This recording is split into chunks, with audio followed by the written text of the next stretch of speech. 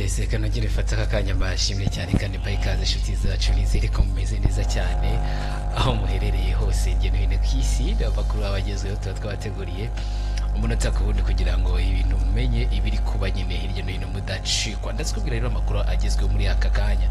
Ndakubwira yuko komanda w'ingabo za EAC muri Congo ubu tuvugana atangaje ko M23 yamaze kuva muri Kibumba yagiye neza uraje ubimenye. Ndakubwira ko Yoweri Kaguta Museveni nkurisekeje cyane natangiye nanjye nsesa. Museveni yishongoye kuri wa nyiri Facebook imaze imyaka 2 yarafunzwe muri Uganda. Ndaje mbikubwira nyuma ariko umugabo mukuru w'ingabo za Uganda ziri murangiranye yarapfuye General Mbadi Mbasu yarusimbutse. Ndagwikaze nubwo mbize kuno murongo reka tuye tubana naye mu buryo bw'uruki cyane utavunitse. Urabizi neza ko buri sekonda buri minota tugize amakuru abagezweho kandi subscribe tugiye tubana naye nubwo mbize kuno murongo kuko mbere aho ngaho waracitswe ariko tugiye tubana mu minsi iri imbere. Ikaze kuri mwese.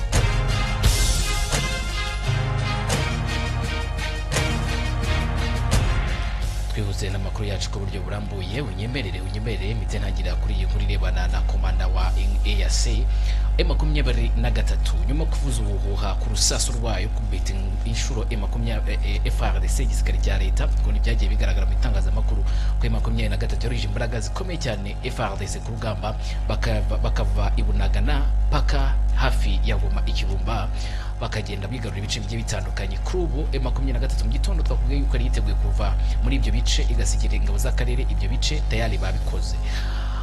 Komanda w'ingabo z'ibihugu bigize umuryango w'akarere ka Afurika y'Iburasirazuba zibarizwa mu mutwe wa EACRF uri muri Repubulika ya Demokarasi ya Kongo Lieutenant General Jeff Nyagayi yatangaje ku mugaragaro ko abarwanyi ba M23 bavuye mu gace ka Kibumba. Umuvugizi wa M23 mu rwego rwa politiki Lawrence Kanyuka kuri wa 22 uko bazana 22 iri yatangaje ko abarwanyi babo bemeye kuva mu birindo bya Kibumba bakabisigira ingabo zo muri EACRF zizaba zibigenzura mu gihe hategerejwe inzira y'imishyikirano nkuko byari byitezwe imbere y'ingabo za EACRF aho mu zindi nzego ndetse n'abanyamakuru abarwanyi ba M23 batangiye kuva muri ibi birindiro mu masaa 7 zo muri Congo bagenda rero bajyanye n'ibikoresho byabo birimo intwaro berekeza mu bindi bice bavuye muri Kibumba. Umuhango wo gusohoka muri ibi birindiro wayobowe na Lieutenant General Nyagayi maze asaba abanyekongo bari barahunze aka gace abari mu nkambi ya Kanyarucinya n'abandi gusubira mu ngo zabo. Amenyesha kandi ko umuhanda wa Goma Rucuru ufunguye guhera uyu munsi. Yagize ati ndagira ngo mbifurize iminsi mikuru myiza. Tunasaba abaturage bahunze zone ya Kibumba agace kanyu karatekanye turabasaba kugaruka mu rugo.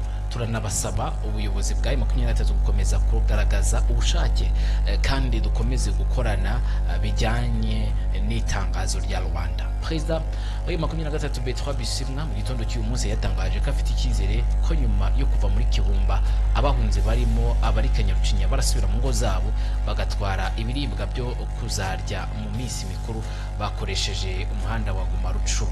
Abo barwanyi ba M23 aho berekeje ntabwo haramenyekana gusa nuko abakuru b'ibihugu byo mu karere bateraniye Rwanda muri Angola tariki 23 Ugushyingo 2022 bari basabye gusubira mu birindiro bahozemo ahaherera mu gice cya Sabyinyo Grupoma ya Jomba muri teritwari ya Rucuru. Abenshi baseka M23 bari kumwe kuyisega bati M23 itsinzwe nk'abana irare kwiragiye. Abandi batarika M23 n'abahanga bazi ibyo bagomba gukora ibyari byo barayikuye nyine bagomba gutaha birumvikana bakajya mu bice baturutsemo akigakomeza gutera umutekano muke.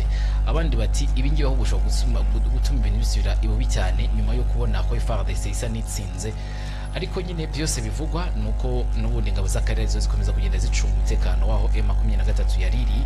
Ni nyuma ibiganiro bigera kuri 2 byahuje M23 n'ibice cyangwa se n'ibigo n'amatsinda atandukanye y'ingabo ari ingabo za leta ya Kongo, ingabo za Afurika y'Iburasirazuba ndetse na MONUSCO biga ku buryo nyine M23 yava mu birindiro kuko niyo ngo kibazo kiri ku butaka bwa Repubulika ya Demokarasi ya Kongo. M23 ikavuga iti ni intambwe duteye kandi twereka leta ya Kongo yuko nayo ikwiriye kugira ikikora kugira umutekano